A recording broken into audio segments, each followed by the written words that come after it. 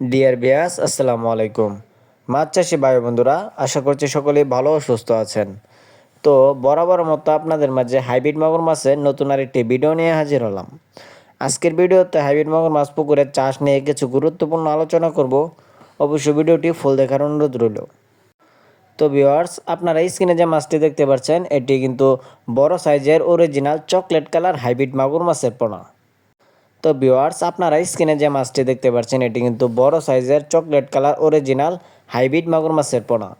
আপনারা যারা হাইব্রিড মাগুর মাছের পোনা সংগ্রহ করতে চান কিংবা আমাদের কাছ থেকে দেখে শুনে এসে সরাসরি মাছ ক্রয় করতে চান, তারা আমাদের স্ক্রিনে দেওয়া নাম্বারে যোগাযোগ করে বিস্তারিত জেনে কিন্তু এই হাইব্রিড মাগুর মাছের পোনাগুলি ক্রয় করতে পারবেন।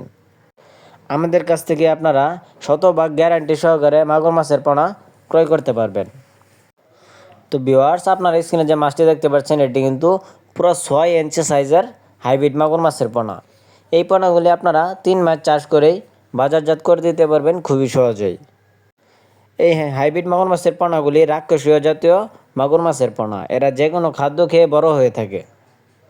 এই মাগুর মাছের প্রধান খাদ্য হচ্ছে ব্রয়লার লিটার, মুরগির নাড়ি বুড়ি, পচা পান্তা ভাত, পচা রুটি, এইগুলো কিন্তু এরা খেয়ে থাকে। তো ভিউয়ার্স, সেই ক্ষেত্রে কিন্তু হাইব্রিড মাগুর মাছ চাষ একটি লাভজনক উদ্যোগ। তো আপনারা চাইলে খুবই কম সময়ে এই মাছগুলি চাষ করে কিন্তু লাভবান হতে পারবেন।